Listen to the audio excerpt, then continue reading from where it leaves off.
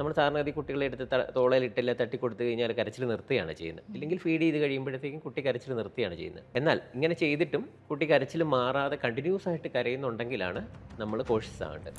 ഇതിലൊരു പ്രധാനപ്പെട്ട ഒരു കാര്യം പറയാനുള്ളതെന്ന് വെച്ചാൽ ബ്രത്ത് ഹോൾഡിംഗ് സ്പെൽ എന്ന് പറയുന്നുണ്ട്. അതായത് നമുക്കറിയാം പല കുട്ടികളും ഈ കരഞ്ഞു കഴിയുമ്പം ചിലപ്പോൾ ഇങ്ങനെ ശ്വാസം പിടിച്ചു നിന്ന് കരയുന്നുണ്ട്. അപ്പോൾ അത് കുട്ടികളിൽ 6 മാസം തൊട്ട് 3 വയസ്സ് വരെയാണ് കുട്ടികളിൽ കൂടുതലും ഈ ബ്രത്ത് ഹോൾഡിംഗ് സ്പെല്ല് കണ്ടുവരുന്നത്. അതായത് ഈ നോർമലി എടുക്കുന്ന വാക്സിനുകൾ എല്ലാ കുട്ടികൾക്കും എടുക്കാറുള്ളതാണ്. പിന്നെ പല ഓപ്ഷണൽ വാക്സിനുകളും ഇന്ന് ലഭ്യമാണ് ആക്ച്വലി. അതിപ്പം കുട്ടികളാവണമെന്നില്ല, വലിയവരായാലും ഇപ്പം ആരോഗ്യ പ്രവർത്തകരായാലും ഇപ്പം ഞങ്ങളൊക്കെ എടുക്കുന്നുണ്ട്. ഫിറ്റ്സ് വരുന്ന കുട്ടികൾക്ക് അത് നോർമലി നമ്മൾ കണ്ടുവരുന്ന 6 മാസം മുതൽ 5 വയസ്സ് വരെയുള്ള കുട്ടികളിലാണ് ഈ പനി കൂടി ഫിറ്റ്സ് പോലെ വരുന്നത്. അതൊക്കെ എന്തായാലും ശിശുരോഗ വിദഗ്ധരെ കാണിച്ച് ആവശ്യമെങ്കിൽ രക്തപരിശോധന എല്ലാം ചെയ്യേണ്ടതാണ്. മാർ സ്ലീവ മെഡിസിറ്റി പാല പീഡിയാട്രിക് വിഭാഗം HOD ഡോക്ടർ ജിസ് തോമസ് ആണ് എന്നോടൊപ്പമുള്ളത്. ഡോക്ടർ സ്വാഗതം. നമസ്കാരം. കുഞ്ഞുങ്ങളുടെ കാര്യമാകുമ്പം വളരെ കാര്യമായിട്ട് തന്നെ നമ്മളിപ്പോൾ എല്ലാ കാര്യങ്ങളും ശ്രദ്ധിക്കാറുണ്ട്. അപ്പം ഈ കുഞ്ഞുങ്ങളുടെ കാര്യങ്ങളിലേക്ക് വരുമ്പോഴത്തേക്കും മെയിനായിട്ടും അവരുടെ കരച്ചിൽ ഒരു പേരൻസിൽ ഏറ്റവും കൂടുതൽ ബുദ്ധിമുട്ടുള്ളൊരു കാര്യമാണ്. വളരെ തുടങ്ങിക്കഴിഞ്ഞാൽ നിർത്താതെയുള്ള കരച്ചിൽ. അതിനെന്തൊക്കെയായിരിക്കും ഡോക്ടർ കാരണങ്ങൾ? കുട്ടികൾ പ്രധാനമായിട്ട് നമുക്കറിയാം ഒരു വയസ്സൊക്കെ ആകുമ്പോഴാണ് കുട്ടികൾ സംസാരിച്ചു തുടങ്ങുന്നത് ആക്ച്വലി. അപ്പോൾ ഒരു വയസ്സിന് മുമ്പ് അവർക്ക് കമ്മ്യൂണിക്കേറ്റ് ചെയ്യാൻ, അവർക്ക് ആശയവിനിമയം നടത്താനുള്ള ഒരു മാർഗ്ഗമാണ് കരച്ചിൽ. പക്ഷേ അത് പല രീതിയിലും ഏത് പ്രശ്നങ്ങളാണെന്ന് നമ്മൾ കണ്ടുപിടിക്കുന്നത്. കാരണം എന്ന് വെച്ച് കഴിഞ്ഞാൽ നോർമലി കുട്ടികൾ കരയാറുണ്ട്, വിശക്കുമ്പോഴാണ് സാധാരണ കരയുന്നത്. അത് നോർമലി നമ്മൾ ഫീഡിങ് കൊടുത്തു കഴിയുമ്പോഴത്തേക്കും കുട്ടികളുടെ വിശപ്പടങ്ങുമ്പോഴത്തേക്കും ആ കരച്ചിൽ മാറുകയാണ് ചെയ്യുന്നത്. എന്നാൽ മറ്റു പല കാരണങ്ങൾ കൊണ്ടും കരച്ചിലുണ്ടാകാം. അതിൽ പ്രധാനപ്പെട്ട കാരണം നമ്മൾ ഈ 6 മാസത്തിൽ താഴെയുള്ള കുട്ടികൾക്ക് നമ്മൾ മുലപ്പാൽ മാത്രമേ കൊടുക്കുകയുള്ളൂ. കുട്ടികൾക്ക് വേറൊരു ആഹാരവും കൊടുക്കത്തില്ല. 6 മാസത്തിന് ശേഷമാണ് നമ്മൾ പതുക്കിനെ കുറുക്ക്, രാഗി അങ്ങനെയൊക്കെ കൊടുത്തു തുടങ്ങുന്നത്. അപ്പോൾ ഈ 6 മാസം വരെയുള്ള കാലഘട്ടങ്ങളിൽ ചില കുട്ടികൾക്ക് ചിലപ്പം അമ്മയുടെ പാൽ കുറവാണെങ്കിൽ നമ്മൾ ചിലപ്പോൾ പൊടിപ്പാൽ കൊടുക്കേണ്ടി വന്നേക്കാം. അപ്പം അങ്ങനെയൊക്കെയുള്ള പല പ്രശ്നം കൊണ്ടും കുട്ടികൾക്ക് ചിലപ്പോൾ വയറ്റിൽ ഗ്യാസ് കെട്ടി അമിതമായിട്ടുള്ള വേദന ഉണ്ടാകുമ്പോഴാണ് കുട്ടികൾ ഈ നിർത്താതെ കരയുന്നത് സാറിന്. അപ്പം അതിന് നമ്മൾ പ്രധാനമായിട്ടും കോളിക്കെന്നാണ് പറയുന്നത്, അതായത് വയറുവേദന. അപ്പം അത് നമ്മൾ എത്ര സമാധാനിപ്പിച്ചാലും കുട്ടി കരച്ചിൽ നിർത്താതെ ചിലപ്പോൾ കുറച്ച് കണ്ടിന്യൂസ് ആയിട്ട് കരയും. പിന്നെ ഒരു ഞെളിപിരി കൊള്ളുന്ന പോലെ വയറ് തള്ളിപ്പിടിച്ചൊരു കരച്ചിലായിരിക്കും കൂടുതൽ. അത് പ്രധാനമായിട്ടും കുട്ടികൾ ഈ ഗ്യാസ് കെട്ടി കോളിക്ക് എന്ന് പറഞ്ഞാണ് ഉണ്ടാകുന്ന ഈ വേദന. അത് പ്രധാനമായിട്ടും ഈ വൈകുന്നേര സമയങ്ങളിൽ നമ്മൾ ഈവനിങ് കോളിക്ക് എന്നാണ് പറയുന്നത്. അപ്പോൾ ഈവനിങ് ടൈമുകളിലാണ് അത് കൂടുതലായും കണ്ടുവരുന്നത്. അപ്പം പ്രധാനമായിട്ടും നമ്മൾ എങ്ങനെയാണ് ഇത് നമ്മൾ ശ്രദ്ധിക്കേണ്ട കാര്യങ്ങളെന്ന് പറഞ്ഞു കഴിഞ്ഞാൽ, കുട്ടികളിപ്പോൾ കണ്ടിന്യൂസ് ആയിട്ട് കരഞ്ഞു, നമ്മൾ സാധാരണഗതി കുട്ടികളെ എടുത്ത് തോളയിലിട്ടില്ല തട്ടിക്കൊടുത്തു കഴിഞ്ഞാൽ കരച്ചിൽ നിർത്തുകയാണ് ചെയ്യുന്നത്. ഇല്ലെങ്കിൽ ഫീഡ് ചെയ്ത് കഴിയുമ്പോഴത്തേക്കും കുട്ടി കരച്ചിൽ നിർത്തുകയാണ് ചെയ്യുന്നത്. എന്നാൽ ഇങ്ങനെ ചെയ്തിട്ടും കുട്ടി കരച്ചിൽ മാറാതെ കണ്ടിന്യൂസ് ആയിട്ട് കരയുന്നുണ്ടെങ്കിലാണ് നമ്മൾ കോഷ്യസ് ആവേണ്ടത്. അപ്പോൾ കുട്ടിക്ക് എന്തോ പ്രശ്നമുണ്ട്. അപ്പോൾ ഇത് മിക്കവാറും അത് ഗ്യാസ് കെട്ടുന്നതിൻ്റെ ആകാം. പക്ഷേ അങ്ങനെ എന്തെങ്കിലും ഉണ്ടെങ്കിൽ ഒരു ശിശുരോഗ വിദഗ്ധനെ കാണിച്ച് ഗ്യാസ് കെട്ടുന്നതിൻ്റെ ആണോ വേറെ എന്തെങ്കിലും പ്രശ്നങ്ങൾ കൊണ്ടാണോ ഈ കരച്ചിൽ ഉണ്ടാകുന്നതെന്നുള്ള നമ്മൾ എന്തായാലും ഒന്ന് കാണിച്ച് ചികിത്സ തേടേണ്ടതാണ്, ഉപദേശം തേടേണ്ടതാണ്. പിന്നെ ഒരു പ്രശ്നമുള്ളത്, നമ്മൾ നോർമലി ഈ 6 മാസത്തിൽ താഴെയുള്ള കുട്ടികൾക്ക് നോർമലി ചെറിയ തുമ്മൽ, ചെറിയ ചുമ, കുത്തിയുള്ള ചുമ, പിന്നെ മൂത്രം ഒഴിച്ചതിന് ശേഷമുള്ള ചെറിയ കരച്ചിൽ, അങ്ങനത്തെയൊക്കെ ചെറിയ രീതിയിലുണ്ടാകും. അത് നോർമലി ഉള്ള ഇതാണ്.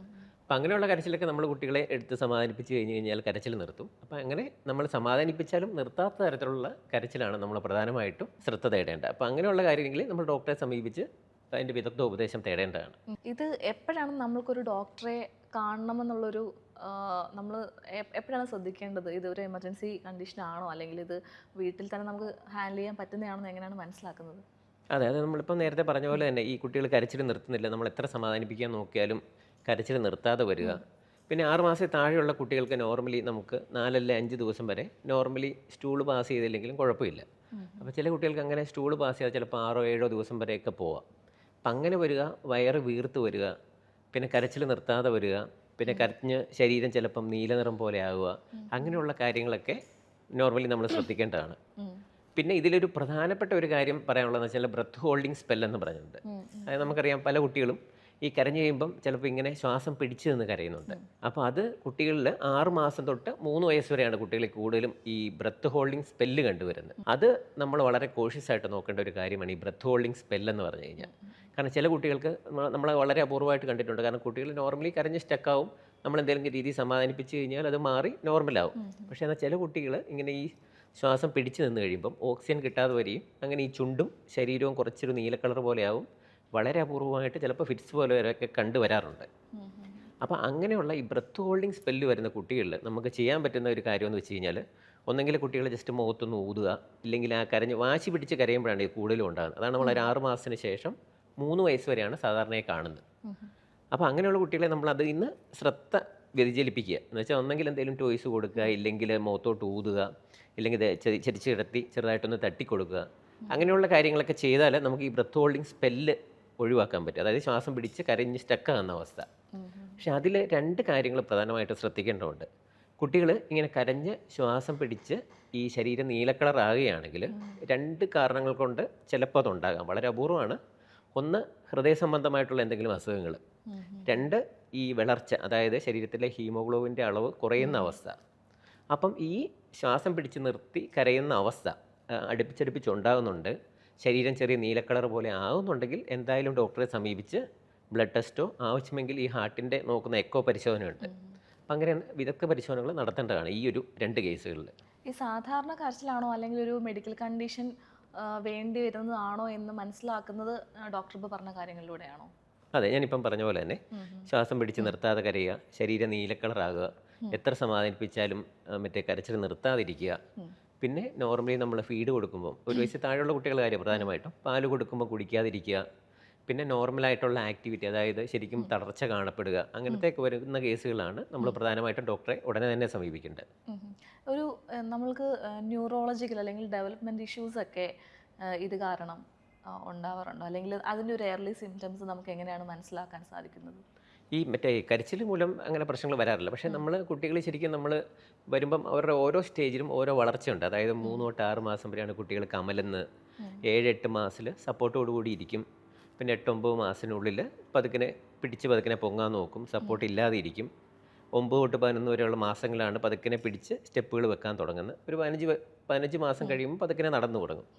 അപ്പം ഇങ്ങനെയുള്ള ഈ വളർച്ചയുടെ സ്റ്റേജുകളിൽ അതെന്തെങ്കിലും നമ്മൾ മൈൽ സ്റ്റോൺ അറ്റൻഡ് ചെയ്യാതെ വരിക, അതായത് ആ ഒരു പ്രായത്തിൽ കിട്ടേണ്ട വളർച്ച വരാതെ വരികയാണെങ്കിൽ ഉറപ്പായിട്ട് നമ്മൾ അത് നോട്ട് ചെയ്ത് വെക്കണം. കാരണം ഡോക്ടറെ കാണിച്ച് എന്തെങ്കിലും ആവശ്യമുണ്ടെങ്കിൽ അതെന്താണെന്നുള്ള കാരണം കണ്ടുപിടിക്കേണ്ടതാണ്. പിന്നെ ഒരു പ്രധാനമായിട്ടുള്ള കാര്യം എന്ന് വെച്ച് കഴിഞ്ഞാൽ റിഗ്രഷൻ ഓഫ് മൈൽ സ്റ്റോൺ. അതായത് നമ്മളിപ്പം നടക്കാൻ തുടങ്ങിയ കുട്ടി അല്ലെങ്കിൽ സംസാരിക്കാൻ തുടങ്ങിയ കുട്ടി പെട്ടെന്ന് നമ്മൾ സംസാരം കുറഞ്ഞു പോവുക, പിന്നെ ആദ്യം നമ്മൾ കണ്ണിൽ നോക്കി സംസാരിക്കുന്ന ഐ കോണ്ടാക്റ്റ് വരുന്ന അത് പിന്നെ മാറിപ്പോവുക, അങ്ങനെയൊക്കെയുള്ള ചില കാര്യങ്ങൾ വന്നാൽ മുന്നോട്ട് ഈ ഓട്ടിസം പോലെയുള്ള അങ്ങനെ ചിലയൊരു ഡെവലപ്മെൻറ്റൽ ഡിസോർഡറുകളുണ്ട്. ഓട്ടിസം സ്പെക്ട്രം ഡിസോർഡർ എന്നാണ് പറയുന്നത്, ഇപ്പോൾ ASD. അപ്പം അതിൻ്റെ അകത്ത് ഓട്ടിസം ഉണ്ട്, പിന്നെ കുട്ടികൾക്ക് ഹൈപ്പർ ആക്ടിവിറ്റി ഉണ്ട്. അതിൻ്റെയൊക്കെ എയർലി സ്റ്റേജുകൾ ഈ ഡെവലപ്മെൻറ്റ് തന്നെ നമുക്കൊരു 6 മാസം തൊട്ട് തന്നെ മനസ്സിലാക്കാൻ സാധിക്കും.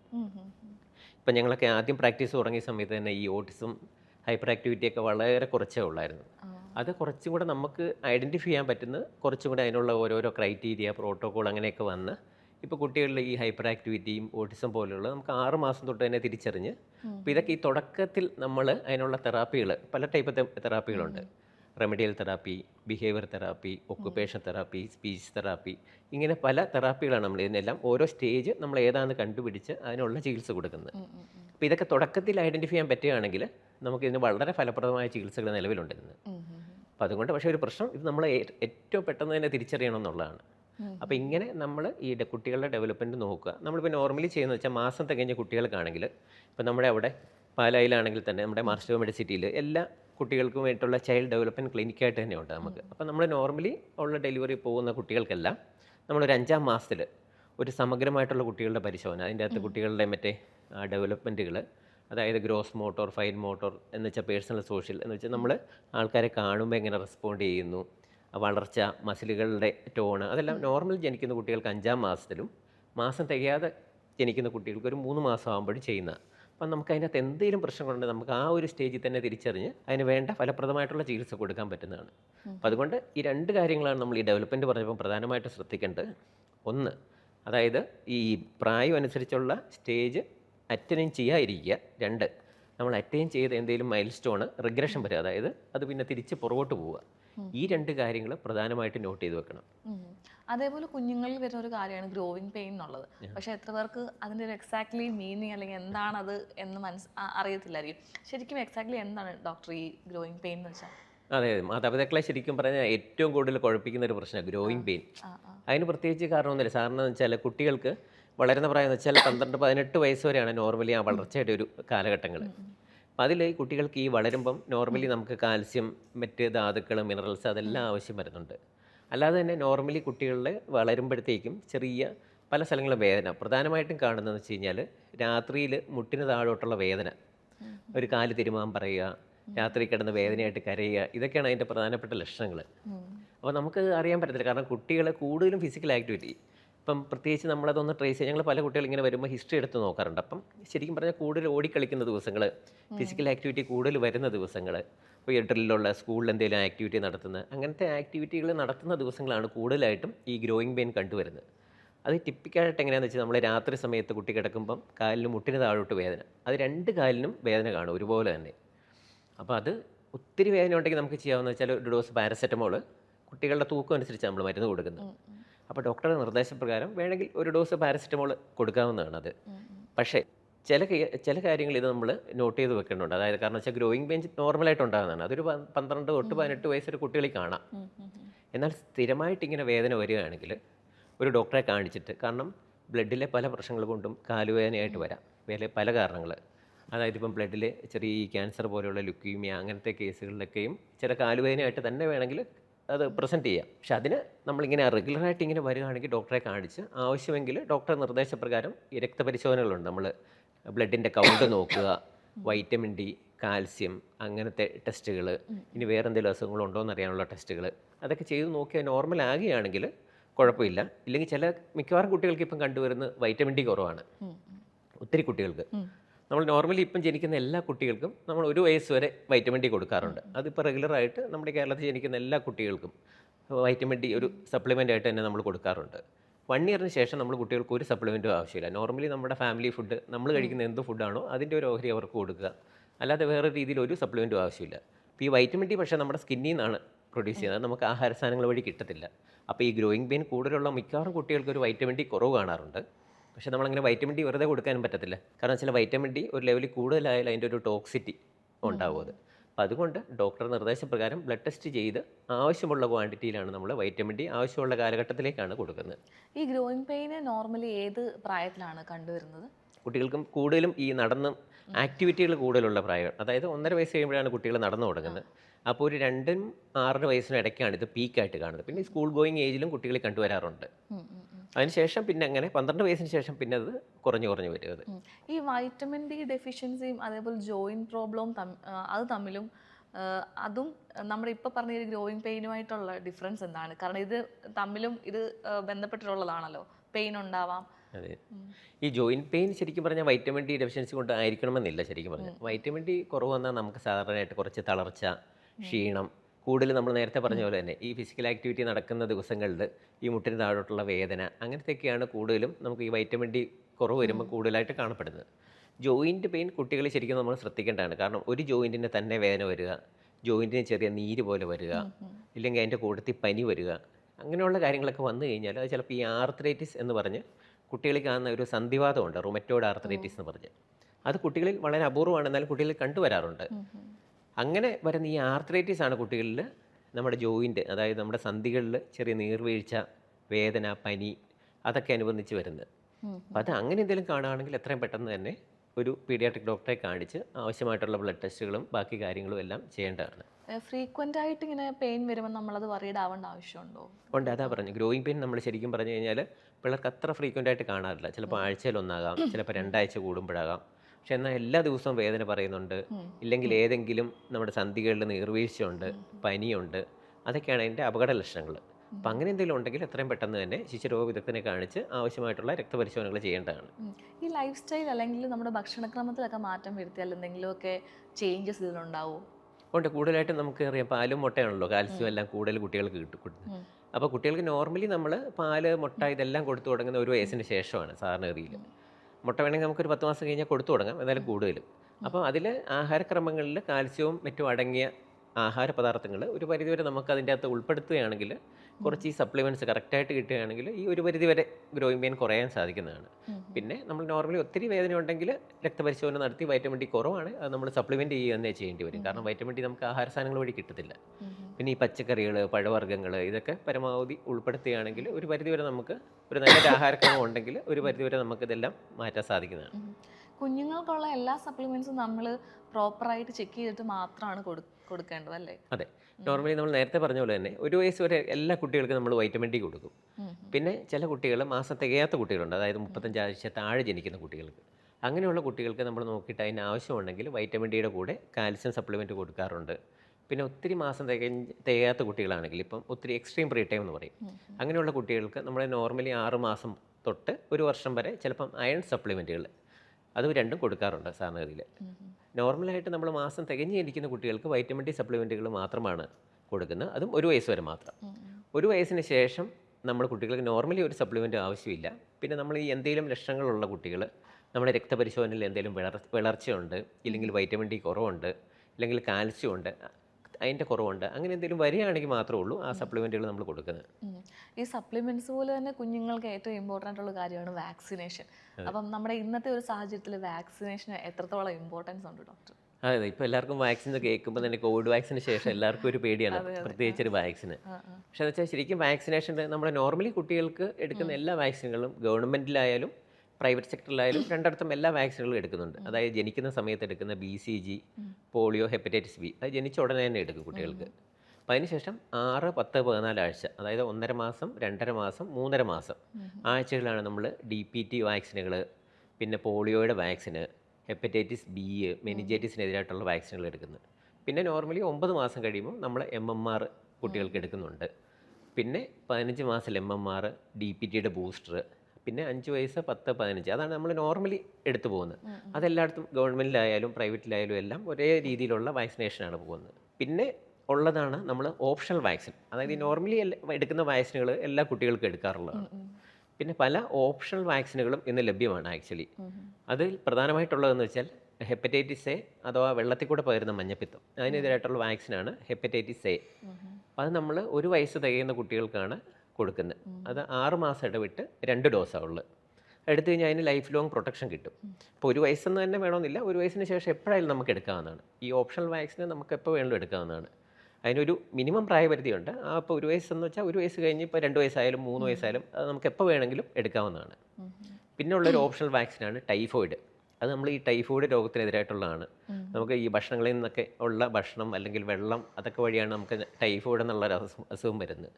അത് ചിലപ്പോൾ മാരകമാകാം, കാരണം കുടലിനെ ബാധിച്ചാലും അത് ചിലപ്പോൾ കൂടുതൽ പ്രശ്നങ്ങളുണ്ടാകാം. അപ്പോൾ അതുകൊണ്ട് ടൈഫോയിഡിനെതിരായിട്ടുള്ള കുത്തിവയ്പ്പുകൾ അവൈലബിൾ ആണ്. അത് പക്ഷേ ഒറ്റ ഡോസേ ഉള്ളൂ, അതിന് നമുക്ക് ലൈഫ് ലോങ് പ്രൊട്ടക്ഷൻ കിട്ടും.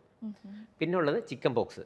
അത് നമുക്ക് 1 വയസ്സ് കഴിഞ്ഞ് കുട്ടികൾക്ക് എടുക്കാവുന്നതാണ്. ചിക്കൻ പോക്സിൻ്റെ പ്രതിരോധ കുത്തിവയ്പ്പ്, അതും ഓപ്ഷണൽ വാക്സിനാണ്, നിർബന്ധമുള്ളതല്ല, നമ്മൾ ഒരു എക്സ്ട്രാ പ്രതിരോധത്തിന് വേണ്ടി എടുക്കുന്നതാണ്. അത് 2 ഡോസാണുള്ളത്, 3 മാസം ഇടവിട്ട് 2 ഡോസ്.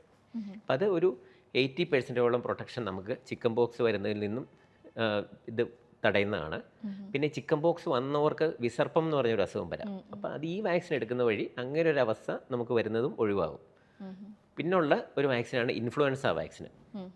ഇപ്പോൾ ഒത്തിരി ആൾക്കാർ എടുക്കുന്ന വാക്സിനാണ് ഇൻഫ്ലുവൻസയ്ക്കെതിരായിട്ടുള്ള പ്രതിരോധ കുത്തിവയ്പ്പ്. അതായത് നമുക്കറിയാം, ഈ കുട്ടികൾ സ്കൂളിൽ പോയി തുടങ്ങുമ്പം അത്ര വലിയ അസുഖങ്ങളൊന്നും കാണത്തില്ല. സ്കൂളിൽ പോയി തുടങ്ങുമ്പോഴാണ് ശരിക്കും നമുക്കറിയാം, മഴ തുടങ്ങി ജൂൺ, ജൂലൈ ഒക്കെ ആകുമ്പോൾ ഒന്ന് സ്കൂളിൽ പോകും, പനി പിടിച്ച് തിരിച്ചു വരും, പിന്നെ മരുന്ന് കഴിക്കും, ഒരാഴ്ചയും പോകും, പിന്നെ പനി പിടിക്കും. അപ്പോൾ അങ്ങനെ ഈ തുടർച്ചയായിട്ട് വരുന്ന വൈറൽ പനികളിൽ നിന്ന് കൂടുതലായിട്ട് കുട്ടികൾ കണ്ടുവരുന്ന ഇൻഫ്ലുവൻസയാണ്. ഇൻഫ്ലുവൻസ എന്ന് വെച്ചാൽ വൈറൽ പനി, വൈറസ് പനി. അത് വളരെ ശക്തിയായിട്ടുള്ള പനിയാണ് വരുന്നത്. അപ്പോൾ അതിൽ നിന്ന് കുട്ടികളെ പ്രിവെൻറ്റ് ചെയ്യാനുള്ള ഒരു വാക്സിനാണ് ഇൻഫ്ലുവൻസ വാക്സിൻ. അത് നമ്മൾ 8 വയസ്സിൽ താഴെയുള്ള കുട്ടികൾക്ക് ഓരോ മാസം ഇടവിട്ട് 2 ഡോസ്.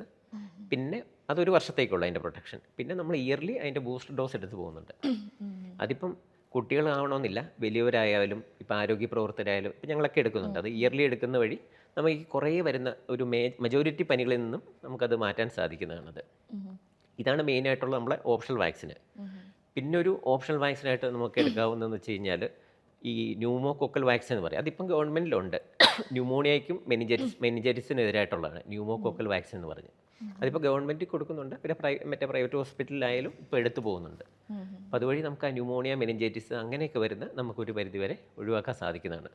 പിന്നെ വളരെ പ്രധാനപ്പെട്ട ഇപ്പം പെൺകുട്ടികൾക്കായിട്ട് എടുക്കുന്ന മറ്റേ ഹ്യൂമൻ പാപ്പിലോമ വൈറസ് ഉണ്ട്. അതായത് നമ്മുടെ യൂട്രസ്, സെർവിക്സ്, അതിൻ്റെയൊക്കെ ക്യാൻസറിൽ നിന്ന് ഒഴിവാകാൻ വേണ്ടിയുള്ള ഹ്യൂമൻ പാപ്പിലോമ HPV വാക്സിൻ എന്ന് പറയും. അതിപ്പോൾ ഗവൺമെൻറ് ഉടനെ തന്നെ അത് ഫ്രീ ആയിട്ട് കൊണ്ടുവരും. 9 വയസ്സിന് മുകളിലുള്ള കുട്ടികൾക്ക് അത് എടുക്കാവുന്നതാണ്. അപ്പോൾ ഇതൊക്കെയാണ് പ്രധാനമായിട്ടും നമ്മൾ ഓപ്ഷണലായിട്ട് എടുക്കുന്ന വാക്സിനുകൾ. ഇപ്പോൾ സാധാരണക്കാർക്ക് ഈ വാക്സിൻ എന്ന് അറിയുന്നതിനപ്പുറത്തേക്ക് മാൻഡേറ്ററി വാക്സിന്, ഓപ്ഷണൽ വാക്സിൻ ഒന്നും അവർക്ക് അധികം അറിയില്ല. ഇത് തമ്മിലുള്ളൊരു പ്രധാന വ്യത്യാസം എന്താണ് ഡോക്ടർ? പിന്നെ ഈ ഓപ്ഷണൽ വാക്സിൻ സ്കിപ്പ് ചെയ്താൽ നമുക്ക് എന്തെങ്കിലും ബുദ്ധിമുട്ടുകളൊക്കെ ഉണ്ടാവാൻ ചാൻസ് ഉണ്ടോ? ഇല്ല, നമ്മൾ നോർമലി അത്യാവശ്യം വേണ്ട വാക്സിനുകൾ നമ്മൾ ഗവൺമെൻറ്റിലായാലും പ്രൈവറ്റിലായാലും നോർമൽ വാക്സിനേഷൻ കറക്റ്റ് അവരുടെ പ്രായം അനുസരിച്ച് നമ്മൾ കറക്റ്റ് എടുത്തെടുത്തിട്ട് പോകുന്നുണ്ട്. അതായത് 1.5 വയസ്സ്, 5 വയസ്സ്, 10, 15 അങ്ങനെ 15 വയസ്സോടുകൂടി വാക്സിനേഷനുകൾ തീരും. പിന്നെ ഈ ഓപ്ഷണൽ വാക്സിൻ ഒരു കാരണവശാലും നിർബന്ധമായിട്ടുള്ള വാക്സിനുകളല്ല.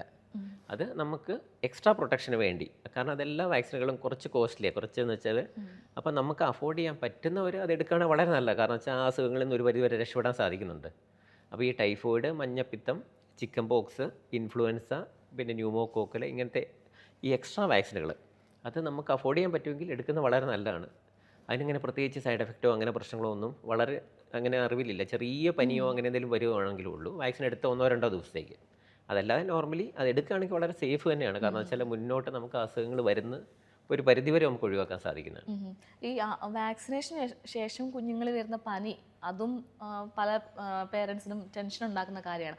അതിനെ എങ്ങനെയാണ് നമ്മൾക്ക് ഒന്ന് ഹാൻഡിൽ ചെയ്യാൻ പറ്റുക?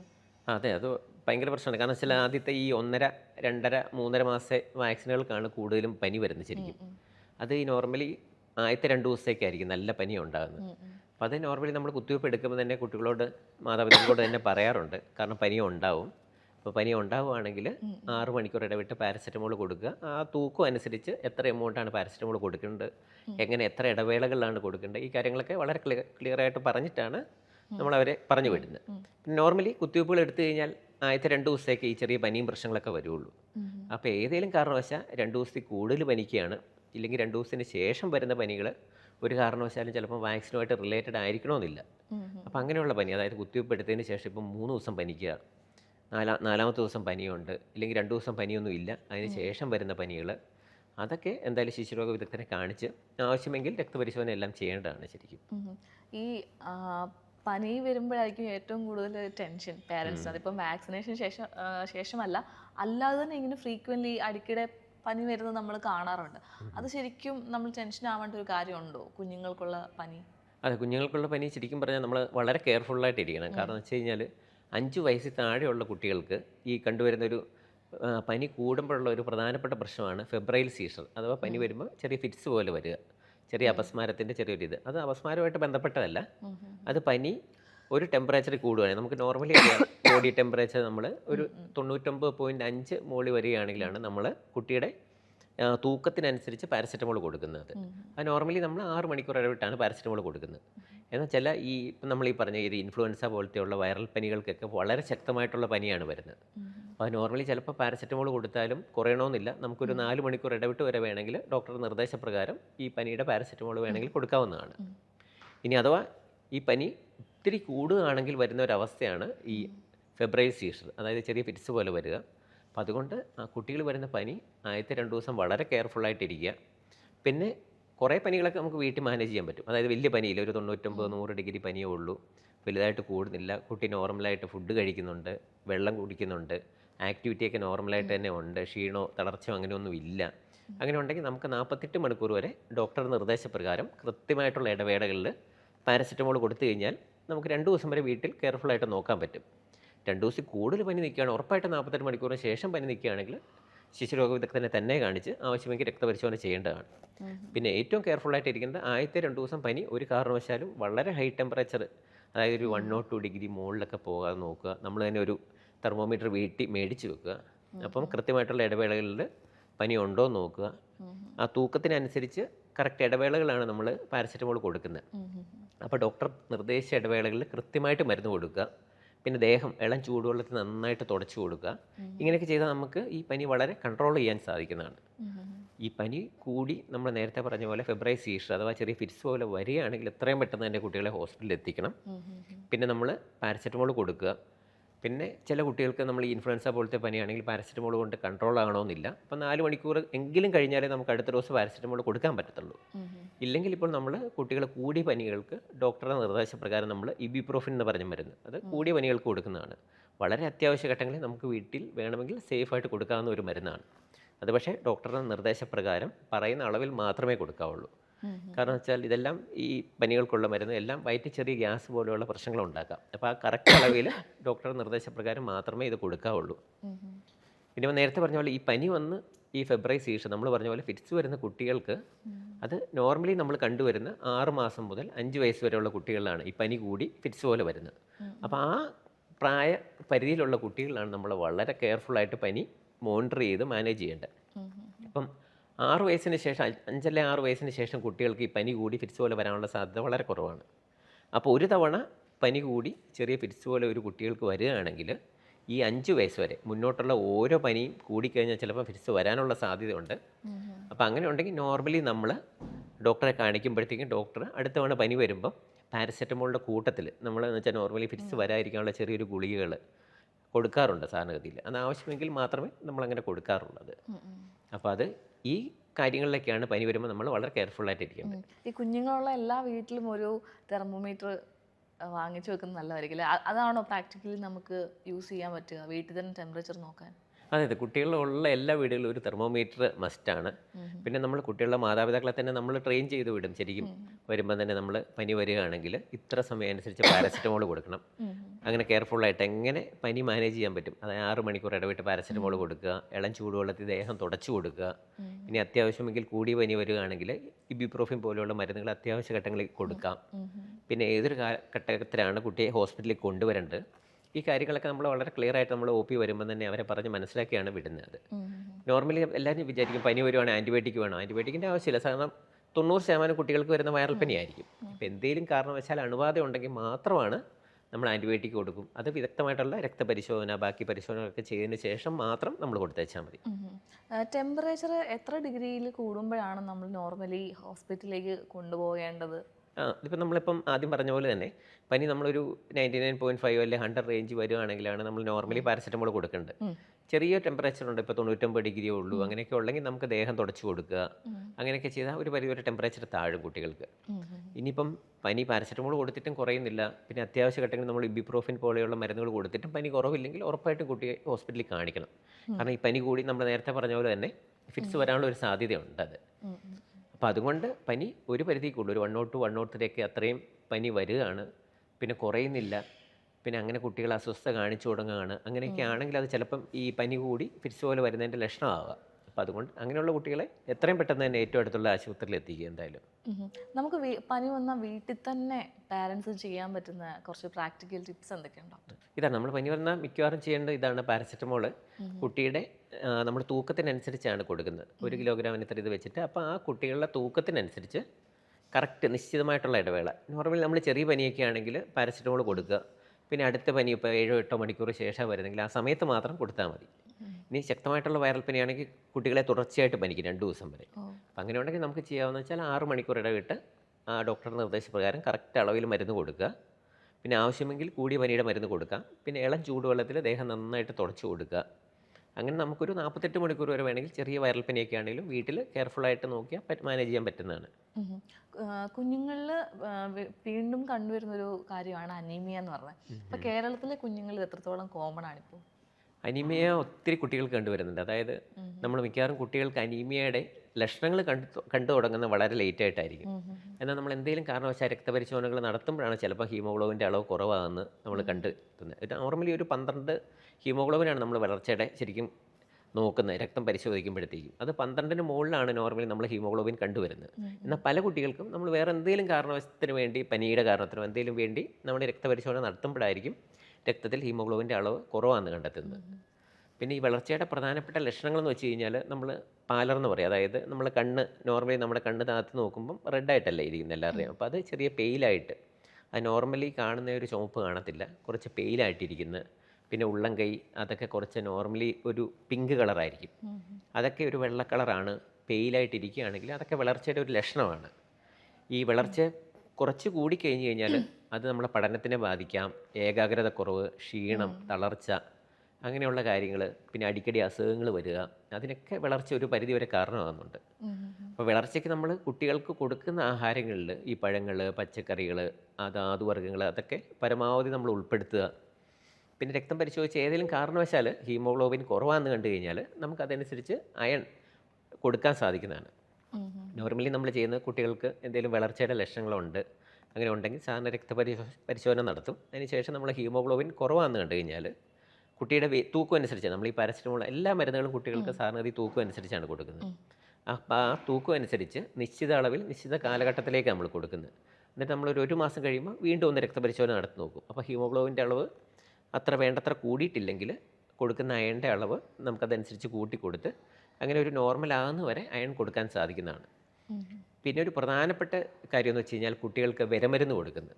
എല്ലാവരും ചോദിക്കാറുണ്ട് എപ്പോഴാണ് വിരമരുന്ന് കൊടുക്കുന്നത്. ഇപ്പോൾ ഗവൺമെൻറ് തന്നെ നമുക്കൊരു അവയർനെസ് ആയിട്ട് എല്ലാ ജനുവരിയിലും ഈ ദേശീയ വിരതനമുണ്ട്. അപ്പോൾ എല്ലാ സ്കൂളുകൾ വഴി കുട്ടികൾക്ക് കൊടുക്കുന്നുണ്ട്. അല്ലെങ്കിൽ നോർമലി കുട്ടികൾക്ക് നമ്മൾ വിരമരുന്ന് കൊടുക്കുന്നത് 1 വയസ്സിന് ശേഷമാണ്. പിന്നെ നമ്മൾ 6 വയസ്സ് വരെ എല്ലാ 6 മാസത്തിൽ കൂടുമ്പോഴും വിരമരുന്ന് കൊടുക്കാവുന്നതാണ്. 6 വയസ്സിന് മുകളിലുള്ള കുട്ടികളിൽ വർഷത്തിൽ ഒന്നെങ്കിലും വിരമരുന്ന് കൊടുക്കുകയാണ്. 12 വയസ്സ് വരെയാണ് കൊടുക്കുന്നത് നോർമലി നമ്മൾ കുട്ടികൾക്ക്. അത് കൊടുക്കുകയാണെങ്കിൽ ഒരു പരിധിവരെ ഈ വളർച്ചയിൽ നിന്ന് നമുക്ക് കുറച്ച് കുട്ടിയെ രക്ഷിക്കാൻ സാധിക്കുന്നതാണ്. പിന്നെ ആഹാരം കൊടുക്കുന്ന ആഹാരത്തിൽ ഈ പച്ചക്കറികൾ, പഴവർഗ്ഗങ്ങൾ അങ്ങനെയൊക്കെ കുറച്ച് ഉൾപ്പെടുത്തുകയാണെങ്കിൽ ഒരു പരിധിവരെ നമുക്ക് ഈ വളർച്ചയിൽ നിന്നും രക്ഷപ്പെടാൻ സാധിക്കുന്നതാണ്. ഈ നമ്മുടെ ഡയറ്റിൽ നമ്മുടെ അയൺ റിച്ച് ഫുഡ്സ് ഇൻക്ലൂഡ് ചെയ്താൽ നമുക്കൊരു പരിധി വരെ ഇത് തടയാമല്ലോ. അപ്പോൾ അതെന്തൊക്കെയാണ് ഫുഡ്സ് നമ്മൾ ഡോക്ടർ റെക്കമെൻഡ് ചെയ്യുന്നത്? അല്ല, കൂടുതലും കുട്ടികൾക്ക് നമ്മൾ കൊടുക്കുന്ന ഈ പച്ചക്കറികൾ, പഴവർഗ്ഗങ്ങൾ, ഇലക്കറികൾ ഇതൊക്കെയാണ് കൂടുതലായിട്ടും അയൺ കണ്ടത്. പക്ഷേ കുട്ടികൾക്ക് അത് കഴിക്കാൻ ഭയങ്കര മടിയാണ്. 1 വയസ്സ് കഴിഞ്ഞുള്ള കുട്ടികൾക്ക് കൂടുതലും ബാക്കി ആഹാരങ്ങളോടായിരിക്കും സാധാരണ.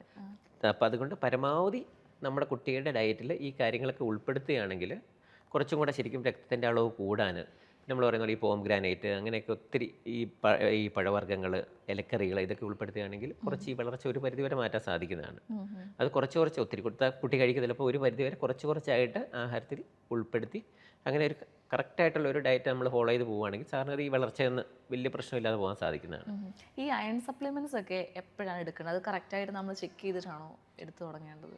അതെ, നമ്മൾ പിന്നെ നേരത്തെ പറഞ്ഞ പോലെ തന്നെ ഒത്തിരി മാസം തികയാതെ ജനിക്കുന്ന കുട്ടികളുണ്ട്. അതായത് എക്സ്ട്രീം പ്രീടൈം ഒത്തിരി മാസം തികയാതെ ജനിക്കുന്ന കുട്ടികൾക്ക് നമ്മൾ സാധാരണഗതിയിൽ അയൺ കൊടുക്കാറുണ്ട്.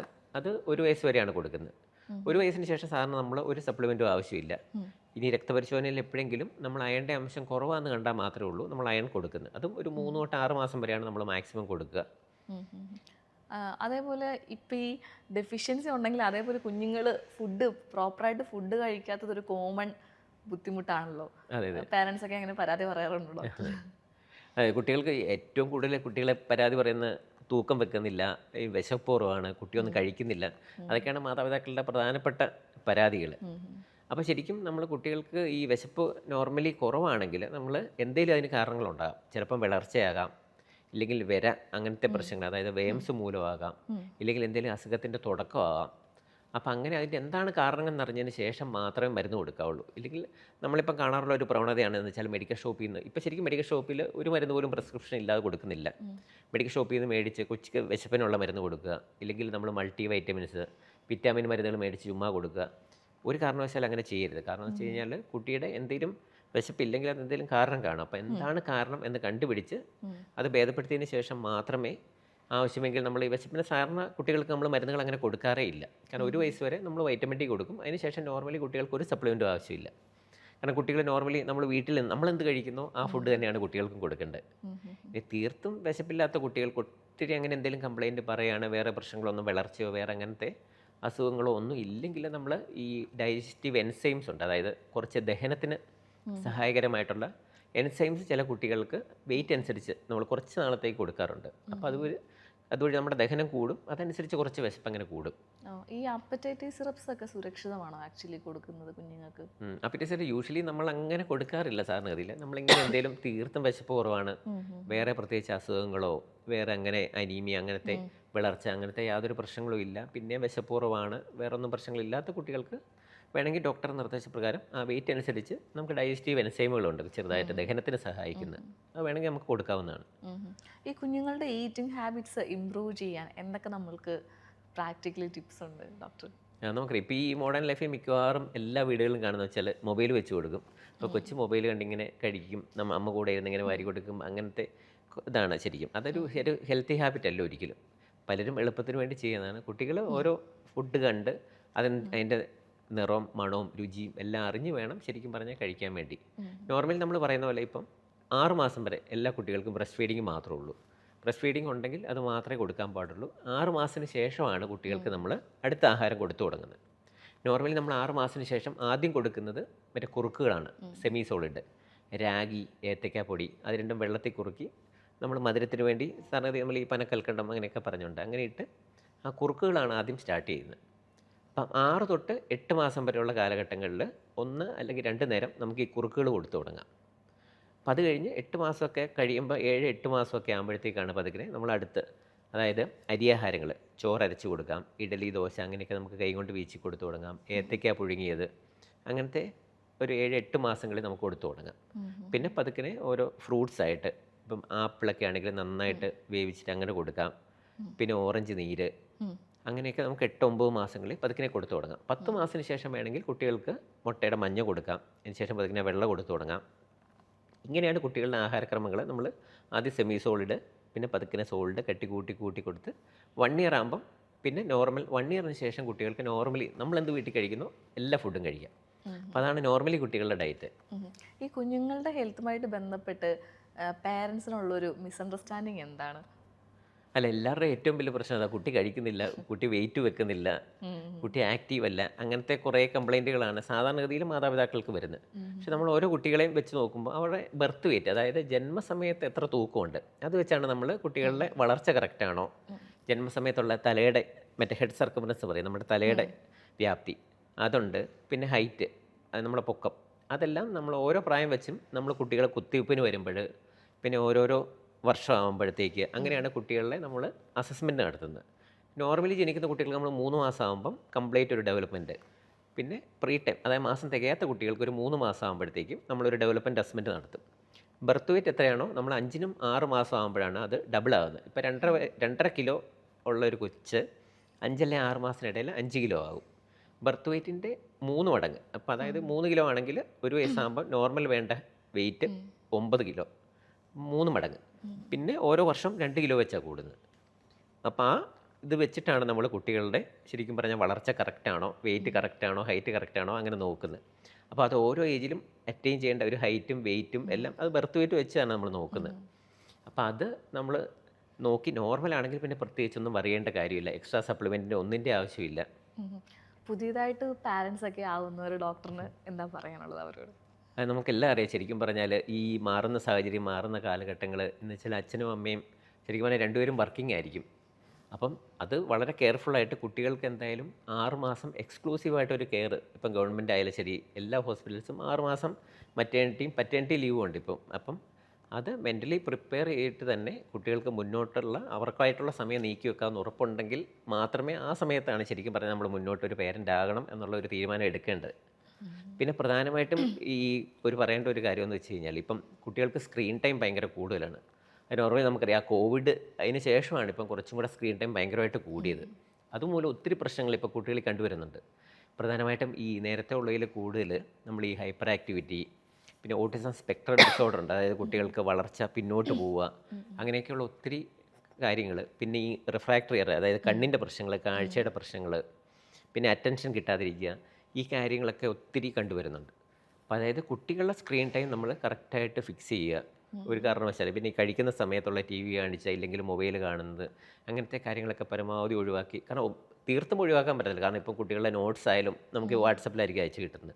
അപ്പം അങ്ങനെയുള്ള കാര്യങ്ങൾ ഒഴിച്ച് എഫക്റ്റീവായിട്ടുള്ള സ്ക്രീൻ ടൈം പരമാവധി ലിമിറ്റ് ചെയ്യുക. അപ്പോൾ അതുവഴി നമുക്ക് കുറേ ഈ സൈക്കോളജിക്കൽ പ്രശ്നങ്ങൾ ഒത്തിരി കുട്ടികളിൽ കണ്ടുവരുന്നുണ്ട്. അതൊക്കെ നമുക്ക് ഒരു പരിധി വരെ കുറച്ചും കൂടെ അവർക്കൊരു സമയം കൊടുത്ത്, എന്നുവെച്ചാൽ കഴിക്കുന്ന സമയത്ത് എല്ലാവരും കൂടെ ഒന്നിച്ചിരുന്ന് കഴിക്കുന്ന ആ ഒരു പഴയ സിസ്റ്റം കൊണ്ടുവരികയാണെങ്കിൽ ഒരു പരിധി വരെ നമുക്കത് മാറ്റിയെടുക്കാൻ സാധിക്കുന്നതാണ്. ഓക്കെ ഡോക്ടർ, അപ്പോൾ എന്തായാലും താങ്ക് യു സോ മച്ച്. ഒരുപാട് ഇൻഫോർമേഷൻസ് ഇന്ന് നമുക്ക് കിട്ടി. എനിക്ക് ഈ ഗ്രോയിങ് പെയിൻ അത് കേട്ടപ്പോൾ തന്നെ ഞാനും കുഞ്ഞിലേക്ക് ഇതുപോലെ ജോയിൻറ്റ് പെയിൻസ് ഒക്കെ ആകുമ്പോഴത്തേനും എൻ്റെ വിചാരം എന്തോ കാലിന് പ്രശ്നമാണ്, കാരണം അമ്മേനെ കൊണ്ടൊക്കെ ഞാനും ഇങ്ങനെ തീരുമാനമൊക്കെ പറയുന്നുണ്ട്. പക്ഷെ അതൊക്കെ എന്താണ് സത്യം പറഞ്ഞാൽ എനിക്ക് ഇന്നാണ് മനസ്സിലാവുന്നത്. സോ എന്തായാലും thank you so much doctor for the interview. Thank you so much.